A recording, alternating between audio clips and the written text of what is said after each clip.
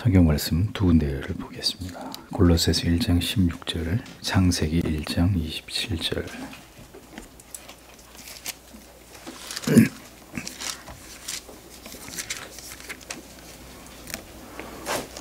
골로새서 1장 16절 읽겠습니다. 만물이 그에게 창조되되 하늘과 땅에서 보이는 것들과 보이지 않는 것들과 혹은 보좌들이나 주관들이나 정사들이나 권세들이나 만물이 다 그로 말미암고 그를 위하여 창조되었고. 창세기 1장 27절입니다. 읽겠습니다. 하나님이 자기 형상 곧 하나님의 원 형상대로 사람을 창조하시되 남자와 여자를 창조하시고. 아멘. 오늘은 16문, 17문 두 문항을 해설하겠습니다.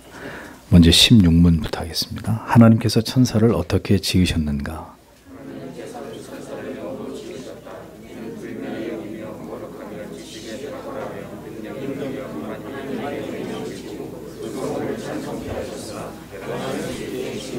네, 그렇습니다. 하나님께서 만물을 지으셨습니다. 땅에 있는 것과 또 하늘에 있는 것, 보이는 것과 보이지 않는 것들 모두를 하나님이 창조하셨습니다. 자, 그러면 천사는 하늘에 있는 존재고 보이지 않는 존재에 해당이 됩니다. 천사는 분명히 하나님이 지으신 피조물에 지나지 않습니다만 인간은 육체와 영혼으로 피조되었다면 천사는 영으로만 구성된 존재라는 점에서 인간과 차이점을 갖습니다. 성경을 보면 천사들도 등급과 지위가 있다는 것을 알 수 있습니다. 다니엘서를 비롯한 성경의 여러 곳에서 천사장 미가엘이나 하나님의 뜻을 전달하는 메신저 가브리엘 등의 이름이 기록되어 있는 것을 볼 수 있죠. 또 천사를 성경에서는 다른 이름으로 그룹 혹은 스랍이라고 부르고 있습니다. 이 두 이름은 천사들의 직무상 하나님의 능력과 권능과 위엄을 드러내는 역할과 또 하나님의 보좌를 섬기는 고결한 일들을 감당하고 있는 이런 이제 직무들로 성경에 나타나고 있습니다. 그 밖에도 이름이 언급되지 않은 다양한 천사들이 성경에는 등장을 하는데 그들은 통치자들, 권세들, 보좌들, 주권자들 그리고 능력들이라는 표현으로 묘사가 되고 있습니다. 그러니까 이것으로 보아서 천사들은 고유의 임무와 지위가 존재하고 있다는 것을 알 수 있습니다. 천사는 영적인 존재입니다. 열왕기상 22장 21절에 한 영이 나와 여호와 앞에 서서 말하되 내가 저를 꾀이게 했나이다 이렇게 기록하고 있습니다. 천사는 영적인 존재이지만 때로 하나님의 명을 받들어서 이 땅에 내려올 때는 사람의 몸을 입기도 합니다만 육체의 형태로 그것은 사람들에게 보여지기 위함일 뿐 사명을 수행하고 난 다음에는 다시 영적인 존재로 돌아가는 그런 존재입니다.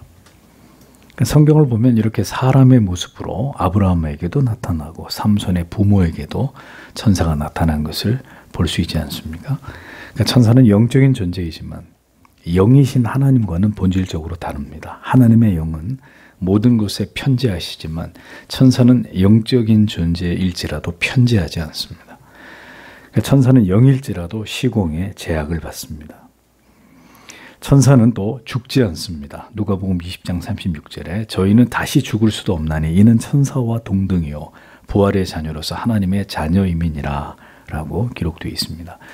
그러니까 성경은 부활한 이후에 우리는 천사처럼 죽지 않는 존재가 된다 이렇게 말씀하고 있기 때문에 천사는 불멸의 존재입니다. 천사는 거룩하게 지음을 받은 존재입니다. 유다서 1장 6절에 또 자기 지위를 지키지 아니하고 자기 처소를 떠난 천사들을 큰 날의 심판까지 영원한 결박으로 흑암에 가두셨으며 이렇게 되어 있습니다. 그러니까 성경은 하나님의 명을 어기고 자기의 지위를 이탈한 천사들을 타락한 천사라고 부릅니다.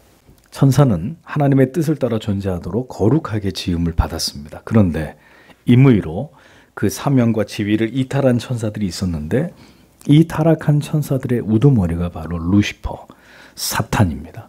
그를 따르는 자들은 그 사탄의 졸개들인 거죠. 사탄은 처음 지은 아담과 하와를 유혹하는 일에서부터 시작해서 지금까지 인간들을 유혹해서 타락하여 죄를 범하고 하나님과 단절시키는 일들을 자행하고 있는 그런 존재입니다. 천사는 탁월한 지식을 가진 존재로 하나님이 지으셨다. 계속 교리가 천사에 대해서 이렇게 설명을 합니다. 마태복음 24장 36절을 보면 그러나 그 날과 그 때는 아무도 모르나니 하늘의 천사들도 모르고 아들도 모르고 오직 아버지만 아시느니라. 이런 기록이 나오죠.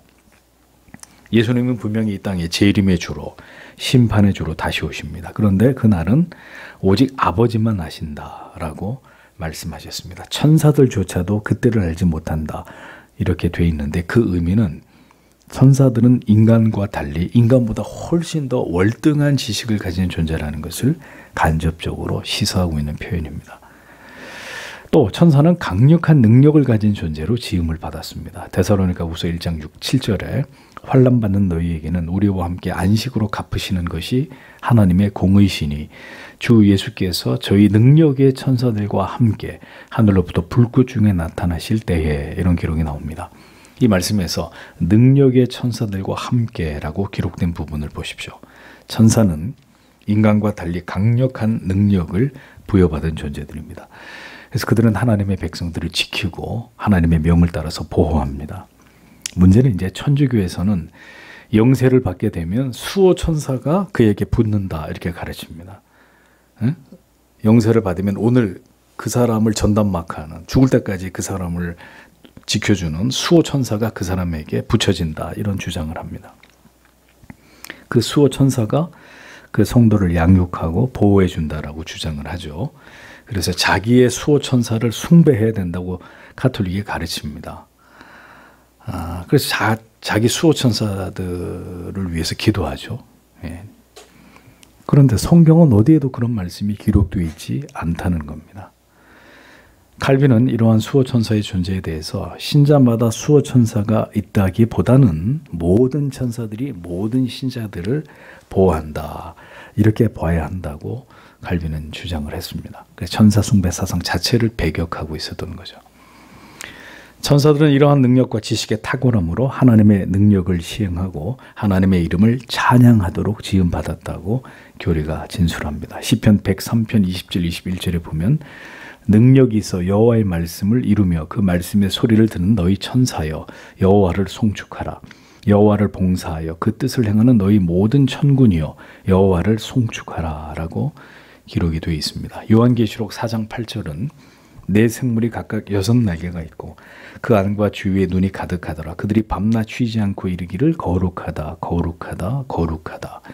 주 하나님 곧 전능하신 이여 전에도 계셨고 이제도 계시고 장차 오실 자라 하고 라고 기록이 되어 있습니다. 그러니까 천사들의 우두머리들은 하나님의 말씀을 지평하고 하나님을 찬양하는 존재들입니다. 그들은 하나님의 뜻에 절대적으로 복종합니다. 하나님의 뜻이 이 땅에서 하늘에서 이루어진 것 같이 이 땅에서도 이루어진다. 하늘에서 누가 하나님의 뜻을 이루겠어요? 천사들이 하나님의 모든 뜻을 성취해 나가고 있는 존재들이다. 밤낮으로 쉬지 않고 하나님을 찬양하고 모든 거룩과 존귀와 영광을 하나님께 돌리고 있는 존재들이다. 인간은 잠을 자야 됩니다. 밤이 되면. 며칠 밤을 셀 수 있는 능력이 없습니다. 영적인 존재인 천사는 밤낮을 가리지 않고 하나님을 찬양하고 있습니다. 그러니까 하나님께서 자기 영광을 얼마나 중요하게 여기시는 존재인지를 우리가 깨닫게 되는 거죠. 밤낮으로 천사라고 하는 영적 존재가 그 하나님을 찬양하고 있다. 마지막으로 그럼에도 불구하고 하나님은 천사들을 변화할 수 있는 존재로 지으셨다고 교리가 진술합니다. 베드로서 2장 4절에 하나님이 범죄한 천사들을 용서치 아니하시고 지옥에 던져 어두운 구덩이에 두어 심판 때까지 지키게 하셨으며 이렇게 기록이 되어 있습니다. 성경은 범죄한 천사의 존재를 기록하고 있습니다. 천사는 분명 거룩하고 능력 있게 창조되었지만 그와 동시에 타락할 수 있는 존재들이다. 이것 또한 하나님의 섭리라는 겁니다. 섭리. 인간도 하나님이 택자와 불택자를 예정하셨듯이 천사도 하나님이 영원히 하나님 곁에서 하나님을 보좌하고 하나님을 찬양하는 천사, 그리고 그 중에 일부가 이탈해서 땅으로 내려가 사탄과 그의 졸개들이 되어서 하나님을 대적하게 하는 그것을 하나님의 섭리 가운데 허용하신 부분이 있다는 거죠. 하나님의 섭리입니다. 하나님께로부터 추방되어서 지옥을 관장하는 역할을 하고 있는 존재가 타락한 천사 사탄과 그를 추종하는 존재들입니다. 그 외에 하늘에 있는 천사들은 모두 하나님의 뜻을 행하는 거룩한 존재들로 하나님의 명을 받들고 있습니다. 자, 이렇게 천사의 존재에 대해서 교리가 설명하고 있는 바를 지켜보았습니다. 다음으로 하나님이 인간을 어떻게 지으셨는가인데 17문 하나님께서 사람을 어떻게 지으셨는가?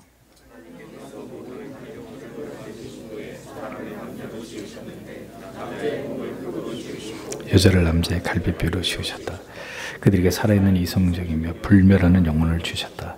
그들 하나님의 형상대로 지식과 공의와 거룩함으로 지으시고 그들의 마음속에 하나님의 법을 기록하시고 피조물의 통제권과 함께 하나님의 법을 지킬 수 있는 능력을 주셨으나 타락할 수도 있게 지으셨다. 예.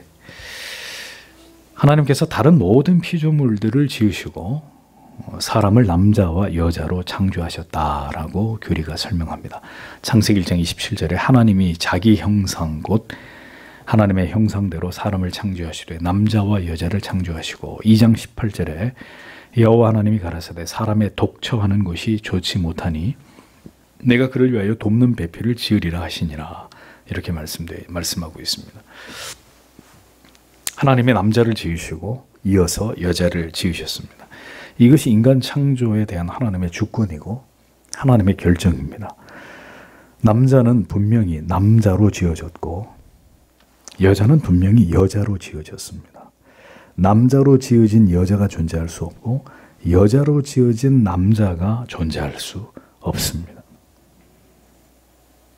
이것은 천부적인 권한입니다.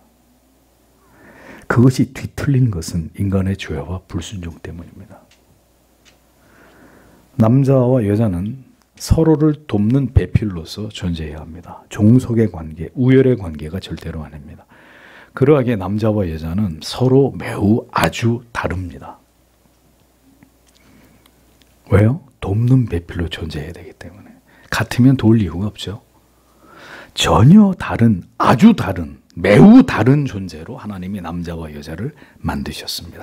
장단점이 확연하게 구별이 됩니다. 왜 그렇겠어요? 그것은 서로의 장점으로 서로의 단점을 잘 보완해 주도록 하게 하신 하나님의 뜻과 섭리가 거기에 담겨 있는 것입니다.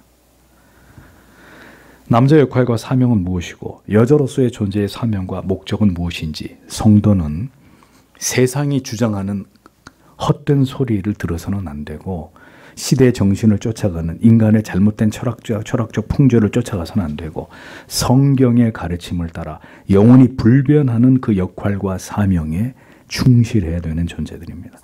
아무리 시대가 바뀌고 세상의 풍조가 바뀌었어도 신자는 진리를 쫓아 그 도에 복종하는 자들이 되어야 합니다. 남자로 여자로 살며 남자의 사명과 여자의 사명을 따라서 이 세상에 존재하고 살아가는 것이 창조주의 섭리와 뜻에 따라 살아가는 합당한 삶입니다. 왜 여자가 남자처럼 살고 남자가 여자처럼 삽니까? 이것을 거부하고 반기를 드는 자는 하나님의 백성일 수가 없는 것입니다. 남자는 흙으로 만드셨고 여자는 남자의 갈비뼈로 지으셨습니다. 사람은 히브리어로 야차르라는 말인데 야차르란 말은 토기장이가 진흙으로 토기를 빚어내는 것을 가리키는 용어입니다. 그러므로 사람은 하나님이 직접 흙으로 만드신 존재다라는 것을 알 수 있어요.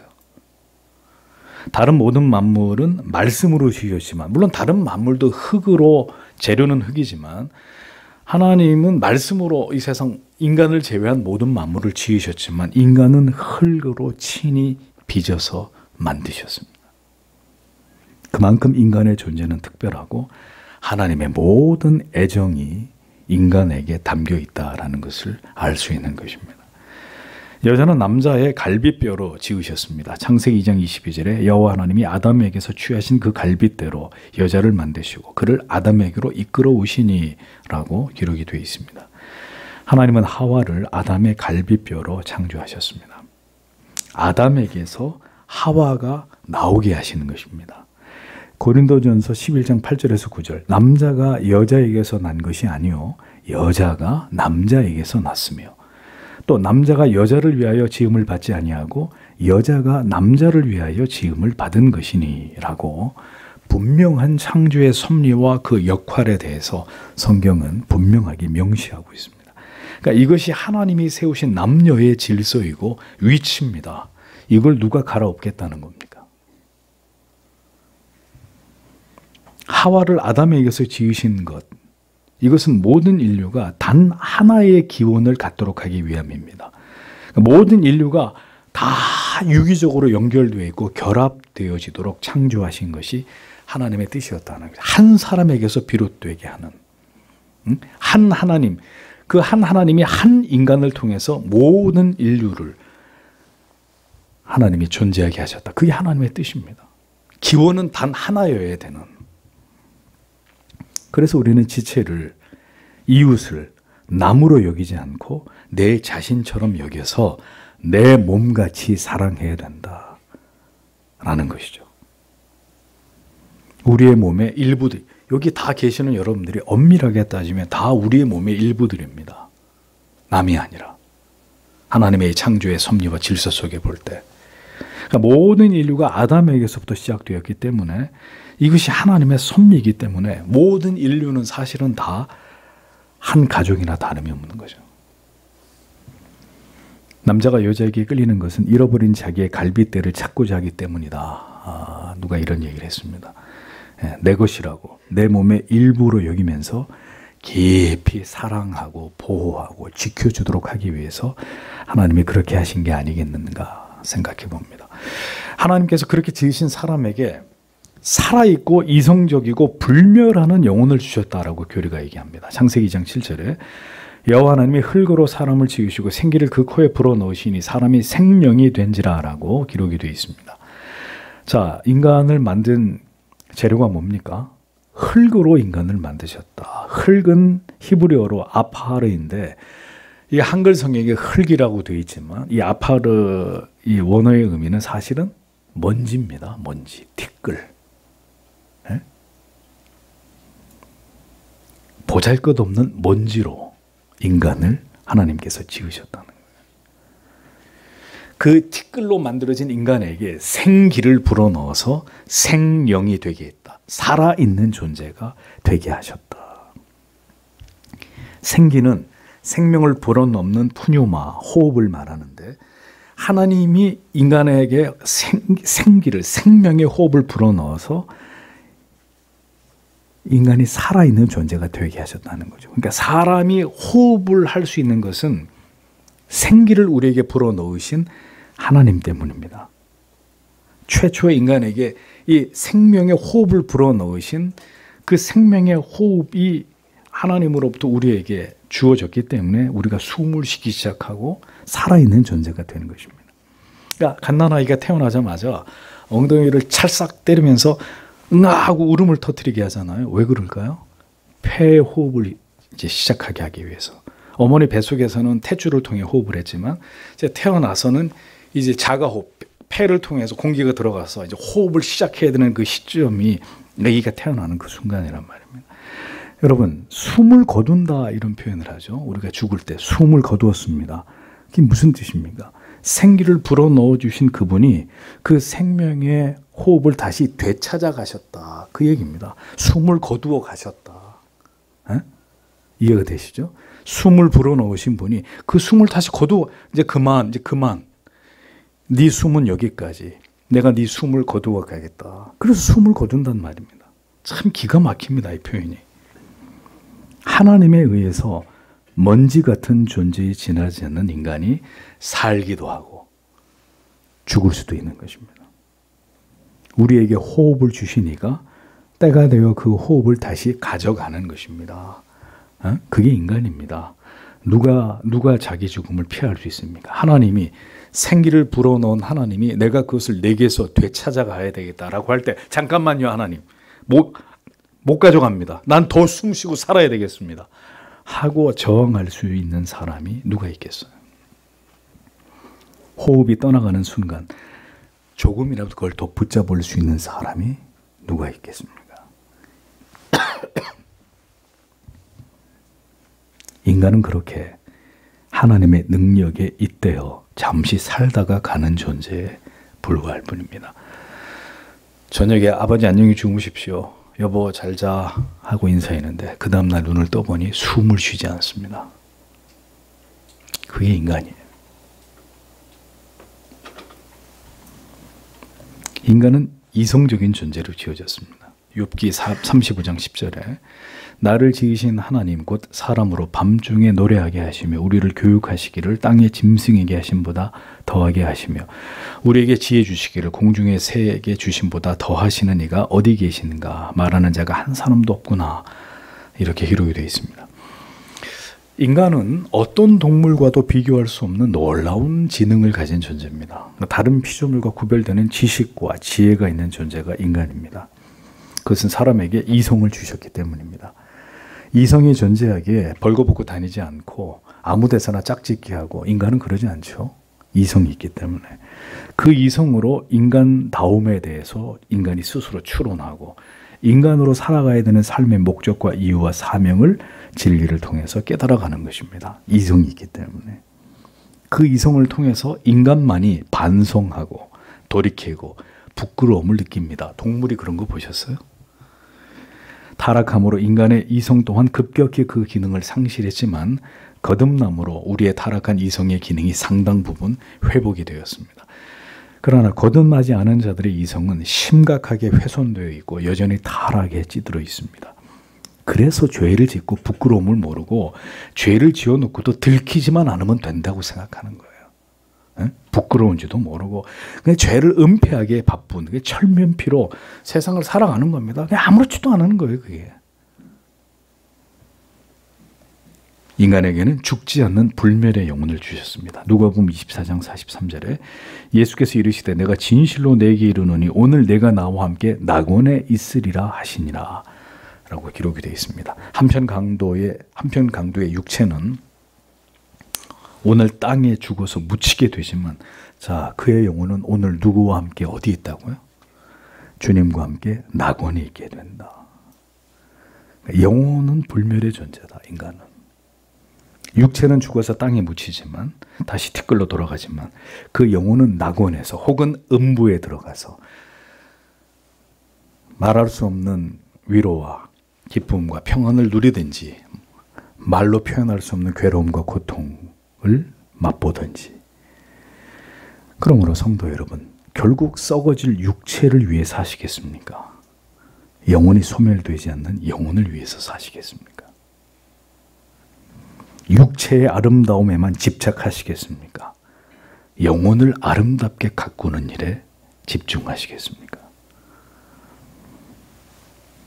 인간은 하나님의 형상대로 지어졌습니다. 창세기 1장 27절에 하나님의 자기 형상 곧 하나님의 형상대로 사람을 창조하시되 이렇게 돼 있어요.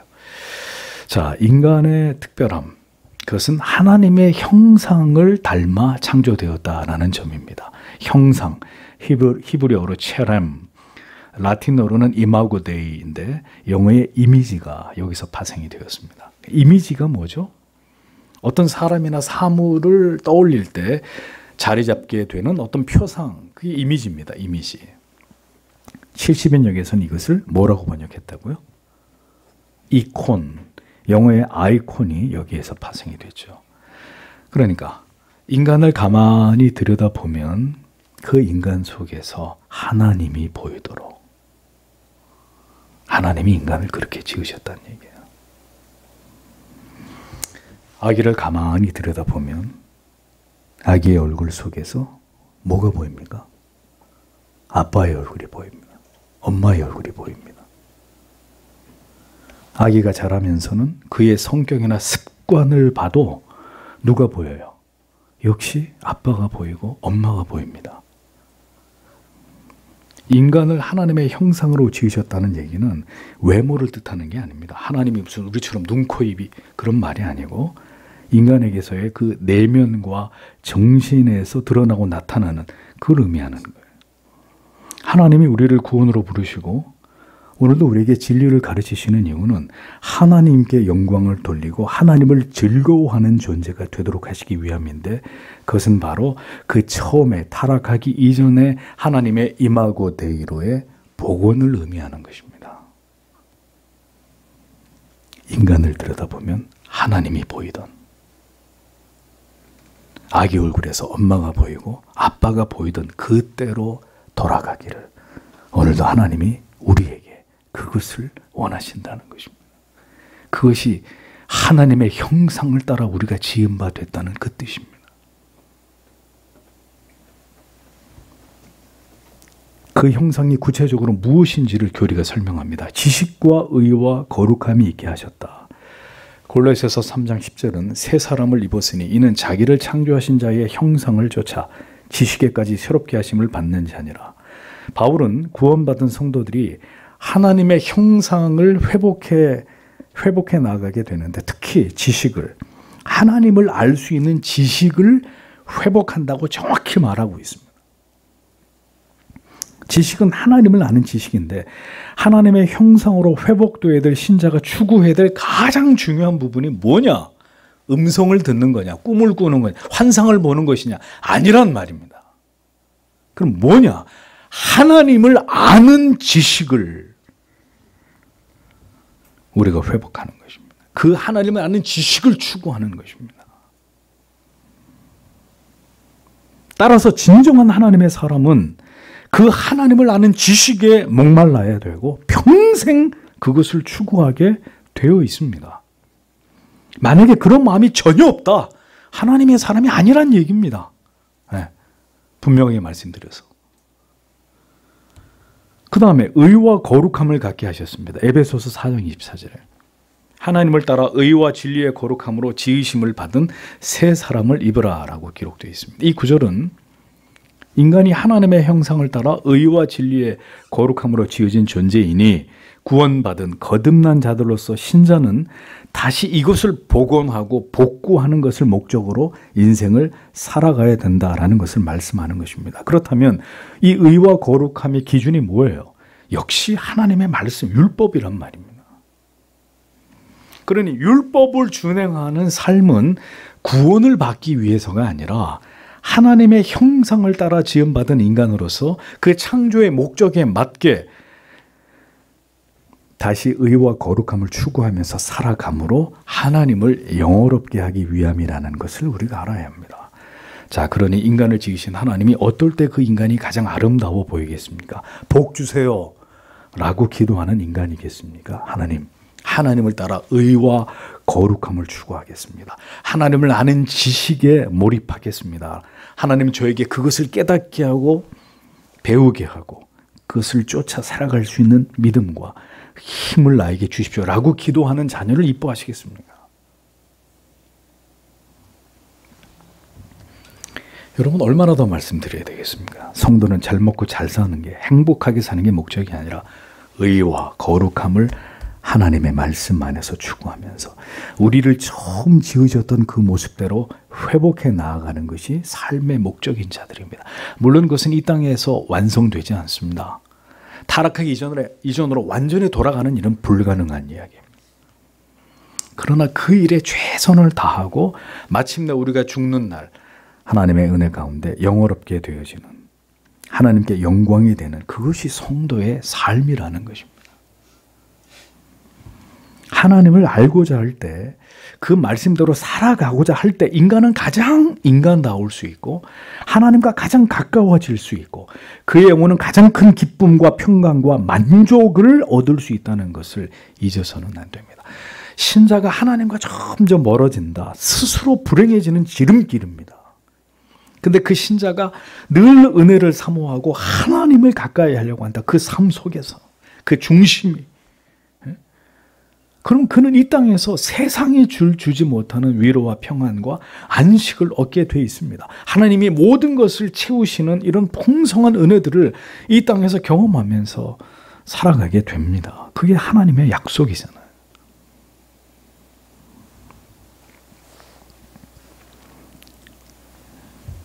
하나님은 인간을 지으실 때 그래서 그들 마음에 하나님의 율법을 새겨주시고 율법대로 살 수 있는 능력도 주셨다고 교리가 설명합니다. 로마서 2장 15절에. 이런 이들은 그 양심이 증거가 되어 그 생각들이 서로 혹은 송사하며 혹은 변명하여 그 마음에 새긴 율법의 행위를 나타내느니라 라고 기록이 되어 있습니다. 전도서 7장 29절은 나의 깨달은 것이 이것이라 곧 하나님이 사람을 정직하게 지으셨으나 사람은 많은 꾀를 낸 것이니라 라고 기록되어 있습니다. 자, 여기서 중요한 말. 하나님은 인간의 마음에 율법을 새겨주셨다. 이게 뭘까요? 양심입니다. 양심. 왜 세상의 법은 살인을, 도둑질을, 거짓말을 다 죄라고 악이라고 규정할까요? 예수 안 믿는 세상도. 왜 어려운 일을 당한 불쌍한 사람들 도우려는 마음이 보편적으로 인류에게 존재할까요?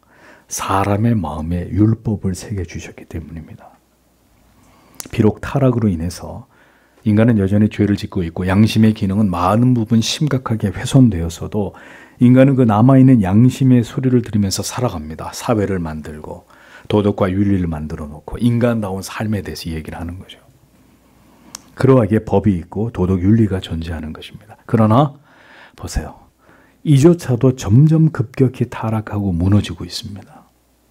인간의 죄악이 그만큼 창궐해 가고 인간이 지극히 극단적인 이기적인 존재로 점점 더 변질되어 가면서 이제 그 기능도 정상적으로 작동하지 않는 세상이 우리가 살아가고 있는 세상입니다. 그렇다면 이런 세상에서 하나님의 자녀들을 굳이 구원으로 부르신 이유가 무엇 때문이겠습니까?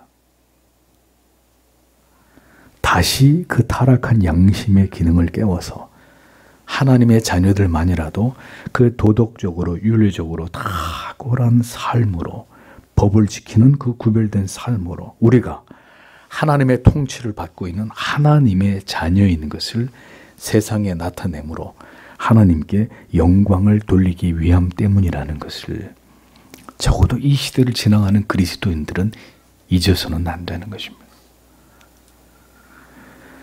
그러므로 신자는 선한 양심을 지키고 우리의 마음에 새겨놓으신 그 율법을 지키면서 하나님을 영화롭게 하는 삶을 살아가는 자들이 되어야 합니다.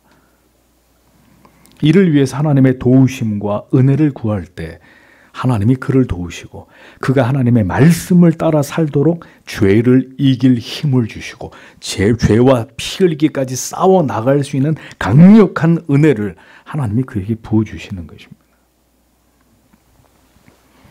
인간은 그렇게 자신이 하나님의 영광을 위해 살아갈 뿐만 아니라 다른 피조물들을 다스려야 하는 사명까지도 가지고 있습니다. 창세기 1장 28절에 하나님이 그들에게 복을 주시며 그들에게 이르시되 생육하고 번성하여 땅에 충만하라. 땅을 정복하라. 바다의 고기와 공중의 새와 땅에 움직이는 모든 생물을 다스리라 하시니라 라고 기록되어 있습니다. 자, 하나님은 이렇게 거듭난 하나님의 자녀들이 그 창조의 목적을 따라 살아가므로 모든 피조물들을 잘 다스려 나가는 사명을 감당하기 원하셨습니다.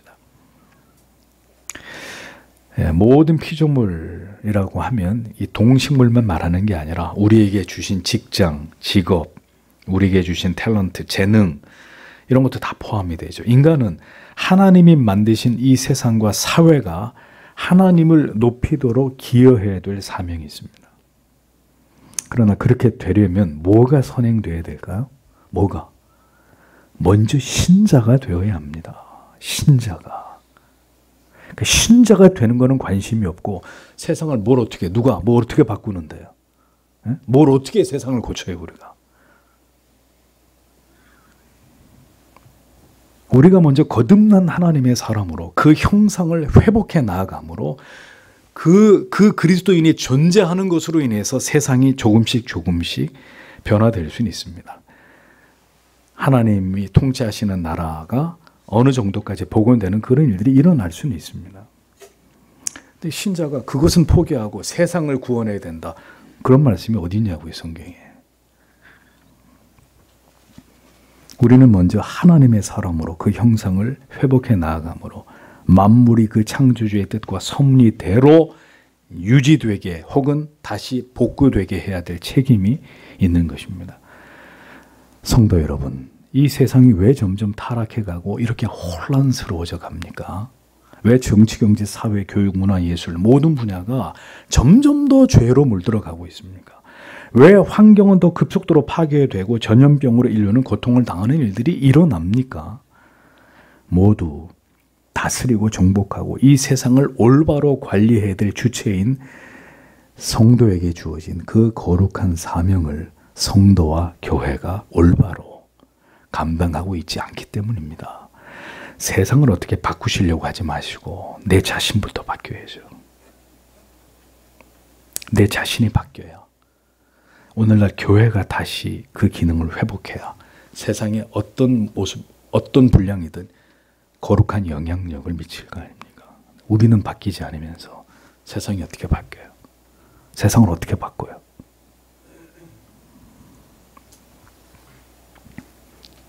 모든 피조물들을 다스릴 권세를 받았어도 우리가 하나님을 경외하지 않고 우리가 그 법을 따라 살지 않는 한, 우리가 교회의 질서와 통치를 거부하고 제 멋대로 하는 한 세상은 지금처럼 통제불능의 세상이 될 수밖에 없는 것입니다.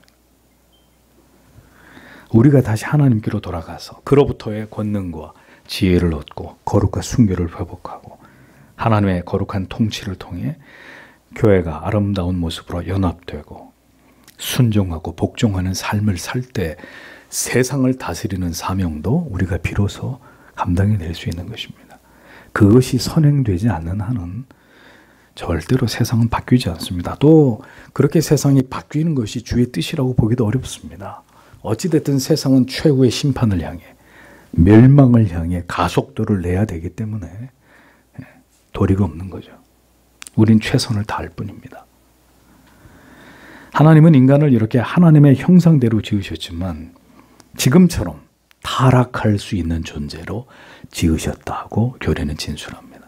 창세기 3장 6절은 최초의 인간의 타락의 장면을 이렇게 기록합니다. 여자가 그 나무를 본즉 먹음직도 하고 보암직도 하고 지혜롭게 할 만큼 탐스럽기도 한 나무인지라. 여자가 그 실과를 따먹고 자기와 함께한 남편에게도 주매 그도 먹은지라. 이렇게 기록이 되어 있죠. 하나님은 인간을 타락할 수 있는 불완전한 존재로 지으셨습니다. 이것이 인간의 불완전성이고 인간이 흙으로 티끌로 지어져서 생기를 불어넣으므로 그렇게 해야만 하나님에 의해서 존재하게 된 인간의 실체이고 본 모습입니다. 인간이 위대하다고요? 인간이 뭐가 위대합니까? 에?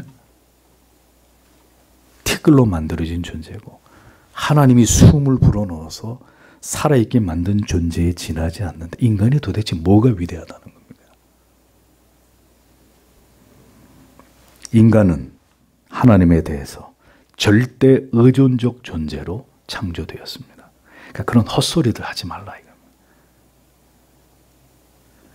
그 지으신 목적대로 살면 지극히 평강과 기쁨을 누리며 살아갈 수 있지만 그 목적에서 벗어나 타락한 삶을, 죄와 짝하는 삶을, 불순종하는 삶을 살아가면 인간은 반드시 불행해지고 하나님과 멀어질 수밖에 없는 존재가 될 수밖에 없는 것입니다. 그 결과는 뭐냐? 하나님 없이도 얼마든지 내 인생 잘 살 수 있어 라고 생각하는 이 교만입니다. 하나님 그딴 거 필요 없어도 얼마든지 내 인생, 내 머리로, 내 실력으로, 내 의지로 얼마든지 내 인생 내가 감당할 수 있어. 하나님을 대적하고 멸시하고 하나님의 진리의 말씀을 없이 여기는 것으로 인간의 그 죄성이 드러나게 되는 것입니다. 타락할 수 있고 죄를 지을 수 있으나 다시 회복될 수 있고 회개할 수 있는 존재 또한 인간이고 그것을 가능하게 하는 것은 전적인 하나님의 은혜이므로 오늘도 우리는 우리의 힘과 의지가 아니라 하나님의 도우심을 의존해서 살아갈 수밖에 없는 그 존재라는 것을 깨달아서 뭘 해야 됩니까?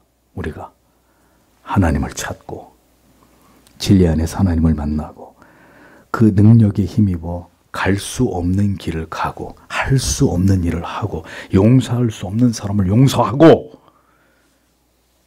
지킬 수 없는 것을 지켜나가고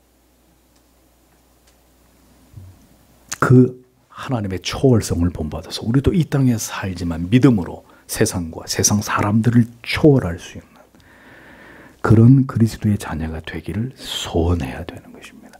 그것이 우리를 창조하시고 구속하시고 구원으로 불러주신 하나님의 목적입니다. 오늘도 그 뜻을 따라 살아가는 자, 하나님이 반드시 그와 함께 하시고 그를 통해 이 위대한 뜻을 이루어 나아가실 것입니다. 기도하겠습니다.